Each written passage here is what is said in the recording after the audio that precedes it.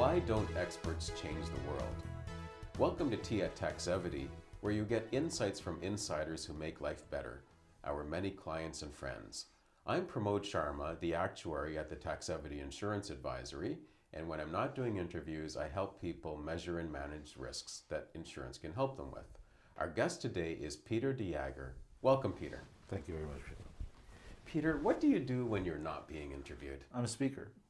I've spoken in 40 countries, all types of audiences, private, public, profit, non-profit. I speak on change management, and it takes me all over the world. I'm glad that you're a speaker because we are after someone who will speak to us today because this is an interview. Recently you did a webinar which I found fascinating. It was on the topic of the expert's dilemma, and we'll include links so that people can watch that. And it raised some questions in my mind, and I'm glad you're here so that we can cover some of those areas. Right. So it certainly encourage people to watch that interview. They can do it either before watching the rest of this or afterwards, but please do. One of the questions is whether the right solution is the right answer. We'd like to think so, and this is where the expert's dilemma, makes itself known. If I'm really good at something, I've taken years to acquire that skill. When I see a problem, I go away, I do my analysis, and I come back with an answer. Mm-hmm. And because of all the work that I've put in prior to this, all my experience, all the skills I've acquired, it is most likely the right answer, technically. Mm-hmm. But there's a problem. It's my answer. It's not your answer. And the issue is that just because it's the right answer, just because it's technically correct, does not mean that you will necessarily implement it. Okay, but you're the expert. I've hired you because I don't know, and you tell me this is what I should do. Then why wouldn't I just go and do that? Because we're stubborn. We're independent. We like to be involved. We don't like to take orders. We don't like to do what someone else says. So it's the involvement part that the expert has to work on. Experts, and I've been an expert, I am an expert in certain areas. At the beginning of my career, it used to be very frustrating to me. Here's what you should do, just do it. Shut up and do it. My life would be so much easier if you did. and that's the problem, and it takes a long time for myself and others to finally get it, that having the right answer is not enough. I have to get you on board. And that doesn't mean I have to necessarily convince you to pay attention to me or to embrace my idea. But I have to figure out a way so that it's partly your idea. And the more it's your idea, the more likely you are to go ahead and implement it. Okay. Well, I can understand that if you're trying to sell me something, then there's a bigger challenge. But if I have already hired you to help me with a problem, why wouldn't I appreciate that you're not taking up a lot of time and back and forth and you're just telling me what I need to do? Because you're not the only person involved. Okay. If you're in an organization and you've hired me to come in, I'm the outside expert. Mm-hmm. And automatically, by being the outsider, there's something called in-group, out-group psychology. Mm-hmm. Automatically, by being the outsider, my advice is suspect. You may decide that Peter has something valuable to say, I want to pay for his expertise, but everybody else in the organization doesn't.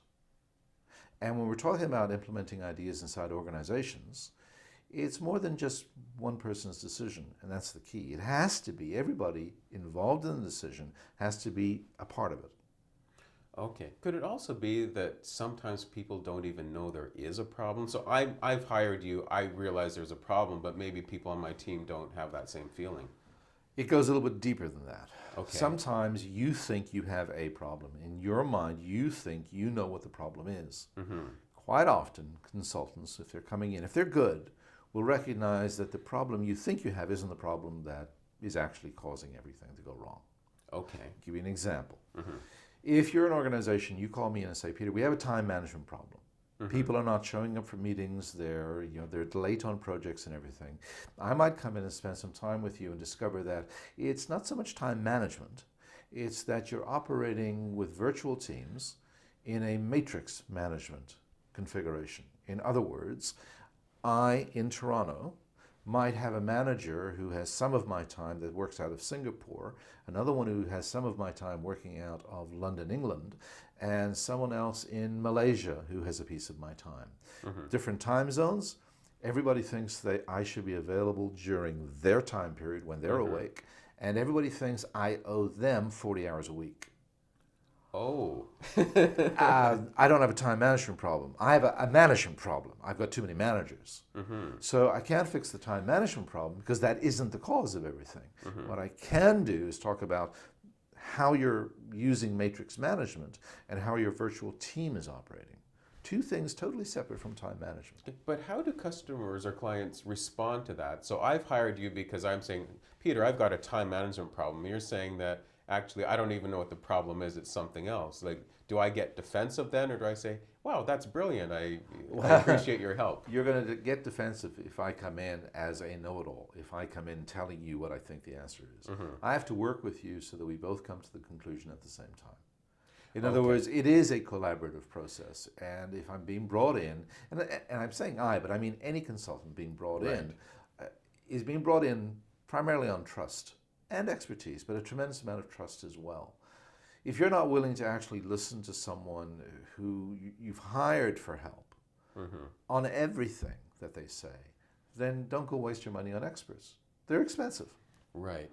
You know, if an expert comes in and says, well, you know, the problem that you brought me in for, that's not really your problem. Your problem's something else. If you're not paying attention to that, if you're stuck on the idea that your take on the problem is the actual problem, we're doomed to failure. I'm a problem solver. Right. And one of the key rules that I operate under as a problem solver is when you come to me and describe a problem, that's the least likely accurate description that there is there. Here's the rationale.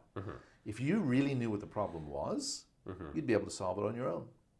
It's very interesting you say that, because I don't know if you've read Daniel Pink's new book, To Sell is Human, but in that he talks about in the past, salespeople would be problem solvers because there was an asymmetry of information. People just didn't know enough. But now with the internet, they can gather a lot of information, and by the time they figured out the problem, they're most of the way along the path to solving it. And it's more valuable to be a problem finder so that you help people identify the issues that they've got. And it sounds like that's what you're saying, because if they think the problem is they need life insurance and it's actually something totally different, then you have to make them aware of the other issues. Finding problems is absolutely crucial. I'd even go one step further. Okay. The best problem solvers are ones who avoid the problems. Oh. In other words, they do things to make sure the problem never occurs. You're in insurance. Which is better? To have really good fire insurance so that when the building burns down, that we can replace the building, or to put in smoke detectors and fire detectors and some rules about sleeping in bed so that the fire never occurs. Right. I'd rather avoid problems, and that's the best mark of a problem solver. And the problem for that person is it's very, very difficult to see what they're doing because there is no fires, there's no floods, because all of that's been avoided. Yes, and how does anyone know that anything is getting done because they don't see an issue? There is a solution to that. Oh. Go on a long extended holiday. Okay. Company paid. And see what happens while you're away. Right. Yes, I mean, that's one strategy. And sometimes people make themselves, or they convince themselves they're more important by having things go wrong when they're away. But that can also mean that the processes are not very good because things should function if someone takes an extended vacation. My son is a bartender. Okay. And he's very, very good at bartending. One of the things he does is make sure that everything is spotless. Okay. So that when you're having your brew at the bar, you're not brushing away the flies. Right. And no one really notices how good he is at that. Okay. When he goes away for 2 weeks on a holiday and he comes back, everybody's complaining about the flies. Right. Okay. Because he hasn't been doing the thing that no one has noticed. Sorry, say that again. He hasn't been doing the thing no one has noticed. In other words, he hasn't been there to take the extra time to make sure that everything, all the surfaces are clean, etc., etc., etc. He's avoiding the fly problem all the time. Right. It's difficult to notice that the flies aren't there until you come back and there's flies everywhere. Why? Well, he was away for a week. That's an interesting way of putting it. We're both on LinkedIn, and I see a lot of people where they describe themselves as experts in their profiles and in other places. How do you tell if someone truly is an expert? A lot of people give themselves the label, as you said. Some people even call themselves visionaries. That too. There may be other reasons for calling themselves visionaries. The expert thing is really interesting, and you see it a lot when you're in an organization and the vendor comes in, and the vendor is trying to sell you something. So what they're trying to do is demonstrate their expertise by explaining things to you.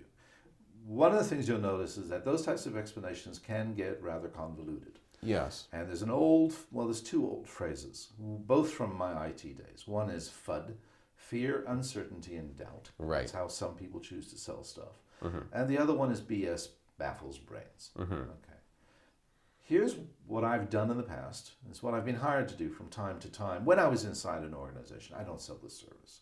Right. But I used to sit in on vendor demonstrations in various departments in the organization. And my role was to keep the vendor honest. There was a simple way of doing that. Okay, please tell us. Every time they use a buzzword, a piece of jargon, no matter what it is, you had an insurance example earlier.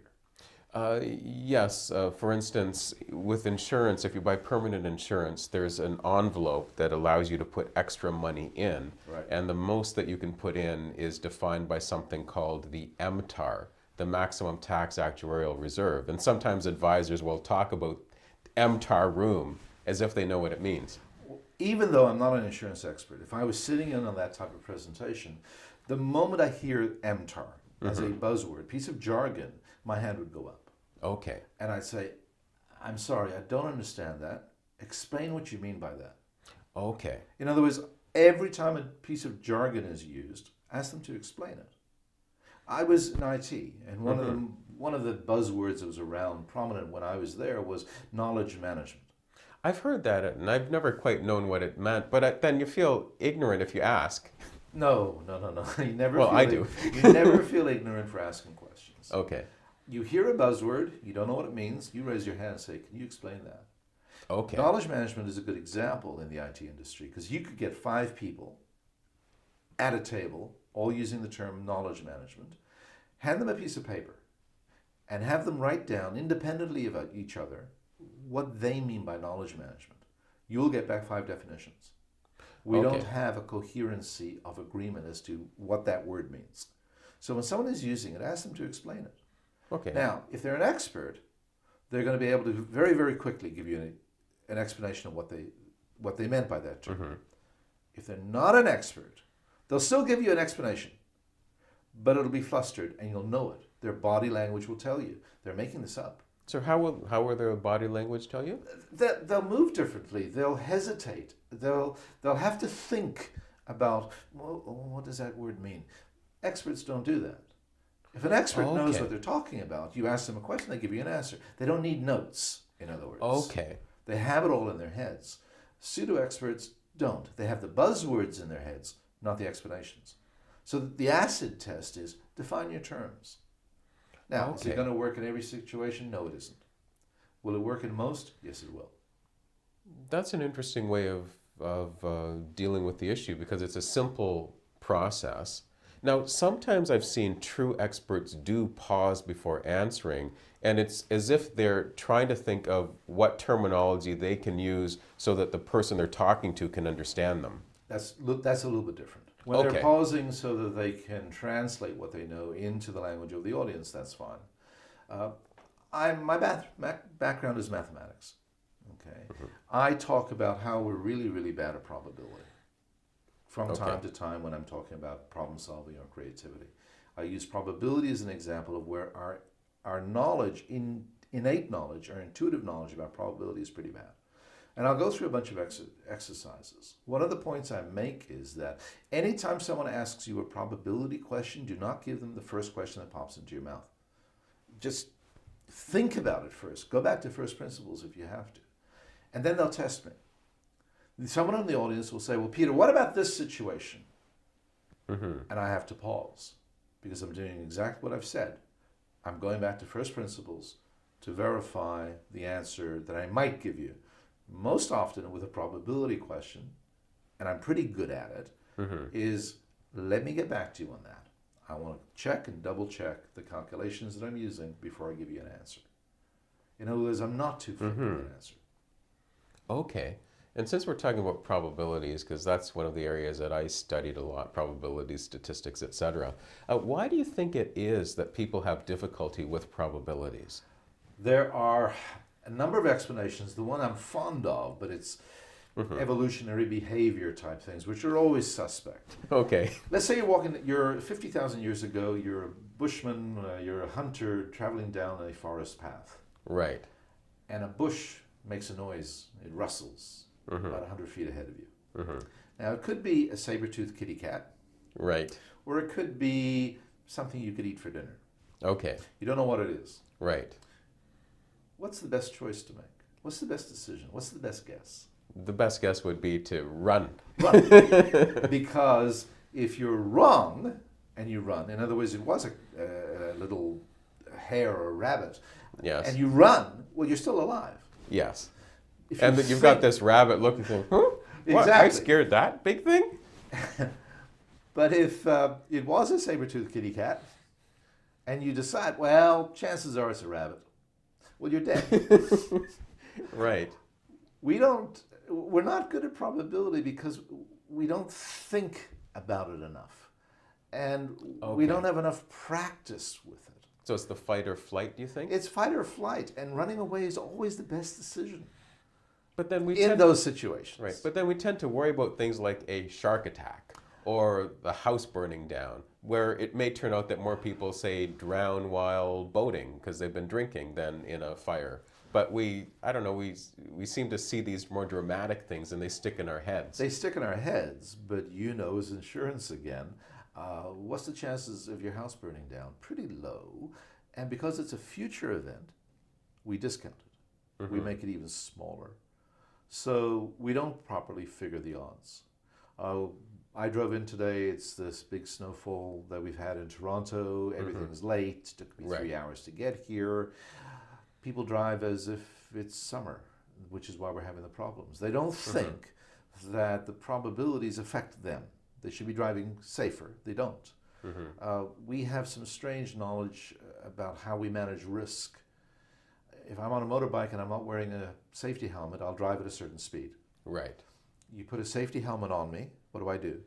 Drive faster. I drive faster. Yes. Because I'm willing to eat more risk. Yes. We don't think about probability very well at all. And if anybody's saying, well, I've got it nailed, I always know what the right answer is in probability, chances are you're wrong. Yeah, they're probably wrong. They're probably Are there ways that experts can change the world? Yes. Look, an expert has knowledge. They have a lot of experience. They can come to good answers. That we give them. We give ourselves. What an expert needs to understand is that for an idea to be implemented, it really should be the idea of the customer. It should be the idea of the audience. If we can find a way through either the Socratic method, asking good questions, lead the person to a conclusion, if we can expose people to the right information so that they have the information necessary to make the right decision, then we can get things done. Okay. Doesn't that take a different skill set, though? It takes a very different skill set because experts pride themselves on their expertise. Right.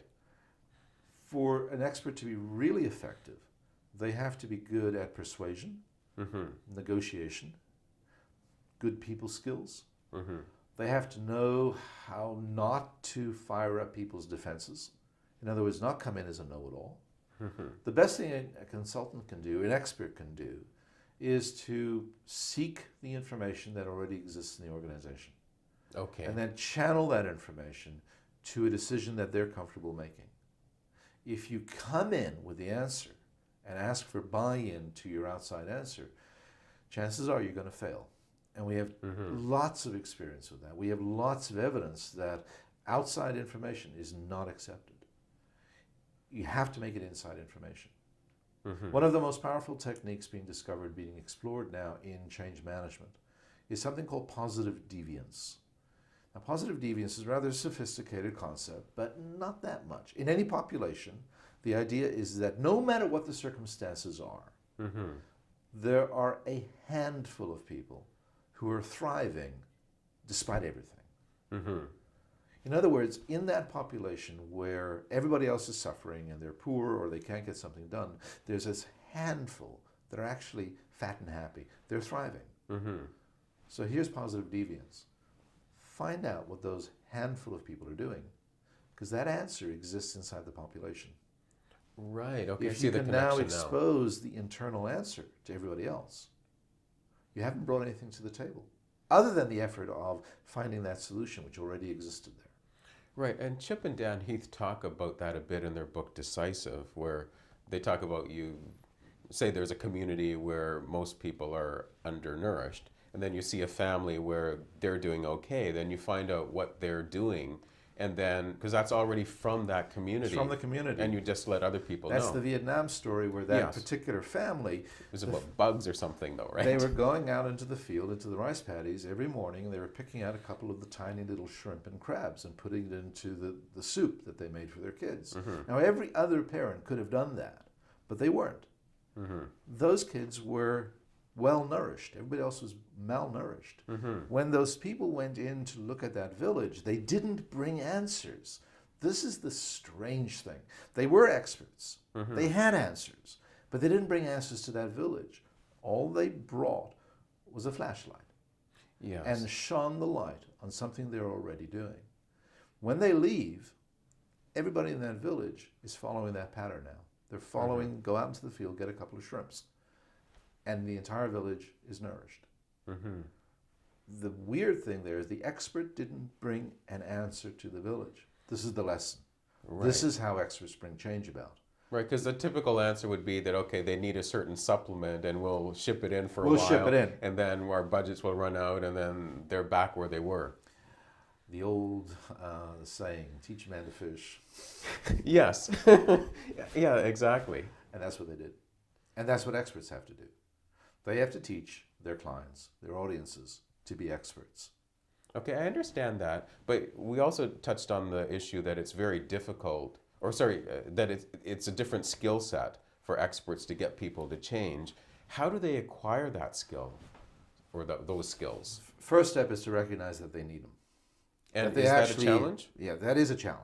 Okay. Because again, this is the dilemma part of the expert's dilemma, is that the standard response from the expert is, no, I don't need to learn any other skills. I have the answer, just do it. Right. And it takes a tremendous amount of pain and self-awareness, finally, to say, no, this isn't working. Definition of insanity, keep doing the same thing, expecting a different result. When an expert finally recognizes that, no, the answer has to come from them, then they can acquire the skills. You see, because they are an expert, they are intelligent, and they are problem solvers. This is just a different type of problem for them to solve. It's not the technical problem anymore, it's a people problem. And while that is difficult to solve, it's not impossible. It's just another problem to solve. How do I get people to arrive at the answer that I arrived at? Okay, that's very interesting, and that makes a lot of sense. It's just another cut at the problem-solving problem. How do I see myself as the problem? This isn't working. I've been doing it for years. It isn't working. Right. I have a problem. Okay, that's a light bulb that goes on in someone's house. How do I fix this? And then it takes some creativity and some skill and some training and a little bit of aptitude. Not everybody are people. Not everybody is good. Or, we're not all good at negotiating, but they're not impossible skills to learn. We can learn these skills. It was another solution to work as part of a team where people have different skills, or does the expert need to acquire these skills themselves? You can work as a part of a team. First challenge is to be accepted as a part of the team. Oh, that's a good point. If you're the outside consultant again, then you have a lot going against you right from the start. I mentioned in-group, out-group. Yes. Outside consultants are less effective than internal. There's something else going on though too. Sometimes as an outside consultant, you bring with you authority. So sometimes people do listen to you. Right. And then when you become part of the team, well, your authority is then your authority diminished. is missing. But maybe your influence has grown. Your influence can grow. Okay. It's not black and white. It gets a little bit complicated. You have power as an outsider. You also can be pushed away as an outsider. Mm-hmm. When you go inside, okay, you might have more influence inside the organization, working from within. But sometimes people stop listening to you because now you're just one of the Joes at the table. Right. Okay, you're an expert in change management. Yeah. So what do you do in this process to help? Mostly help people become aware of how change actually works. We operate under a tremendous number of myths when it comes to change management. The first one, I can stand in front of any audience in the world and ask them to do the following. I'm going to make a statement. Raise your hand if you think the statement is a true statement. And they all say, okay, that'll be easy, we can do that. I said, here's a statement. People resist change. All the hands go up. Mm-hmm. And they all go up like that. They don't just go like this. There's body language in how they put their hands up. Mm-hmm. So they all agree people resist change. Well, that's your first myth. Because now I ask them a whole series of other questions. How many of you are married, have kids, learned how to drive a car, went out to get degrees, have moved from one city to another, have moved from one country to another, learned a second language, etc., etc., etc. Okay. And everybody raises their hands for every one of those. Well, hold on a second, I'm confused. Either you resist change or you embrace change. You seem to be embracing a lot of change. Mm-hmm. And that causes people to stop and think a little bit because there is a contradiction. Yes. We resist change, but we change all the time.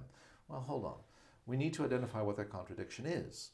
And this is what I do for organizations, is help them understand that, no, people do not resist change. We embrace change all the time. What we do resist, and we resist it very strongly, is being changed. Yes, okay. Loss of control, loss of involvement, which ties back to the expert's dilemma. Expert's dilemma is we don't like being told what to do. Right. We resist being told what to do. It's all one and the same thing. Mm-hmm. So what I do is help organizations understand what the change issue actually is. It's not about change. Mm-hmm. It's about how much do we involve people? How much control do we give them? Do we ask them, what would you do to solve this? Okay. Most people have an answer.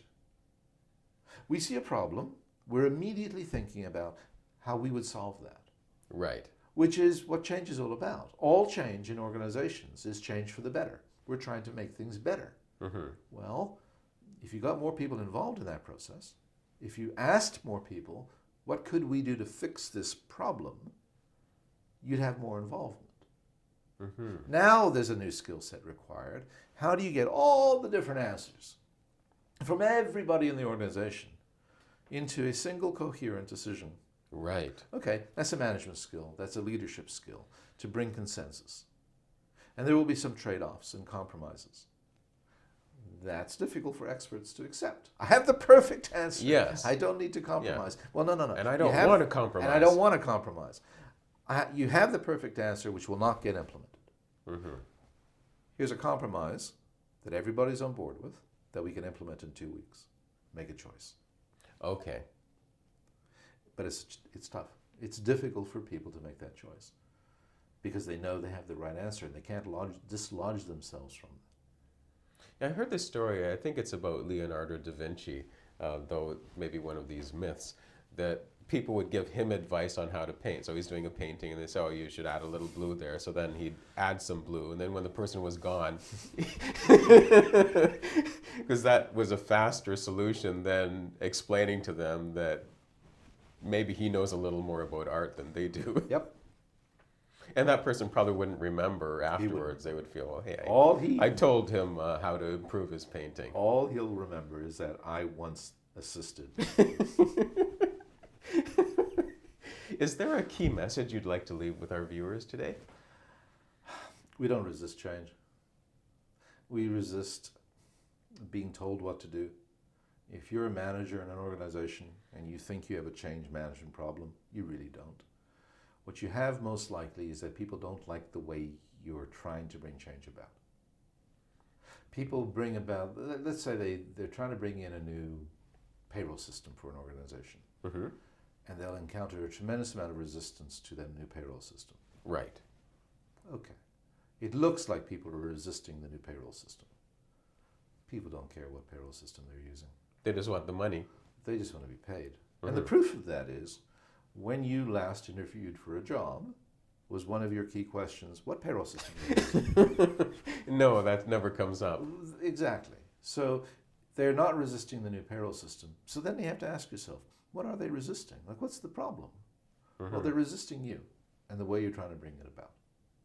Okay. Most change problems are self-inflicted. As in, the problems we encounter when we're trying to bring a change about are because of how we're trying to bring it about. Not the change itself. People don't care Mm-hmm. about the destination so much.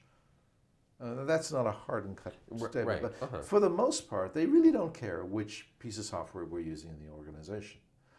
What they care about is, were they involved in the decision-making process? Dan Pink's, his central theme in one of the books was, we like autonomy. We like control. Mm-hmm. It's not that difficult a concept, but if we could understand it, we become better managers at bringing change about. Mm-hmm. We don't resist change. We resist being changed. Key idea. That's quite thought-provoking. What's the best way for people to reach you? Easiest way is by email. pdejager@technobility.com. And we'll put that information on the screen. Thanks for dropping by, Peter. You're welcome. Thanks for joining us for Tea at Taxevity. The Taxevity Insurance Advisory helps you understand insurance and bridges gaps in your coverage. There's no premium for peace of mind. How healthy is your insurance?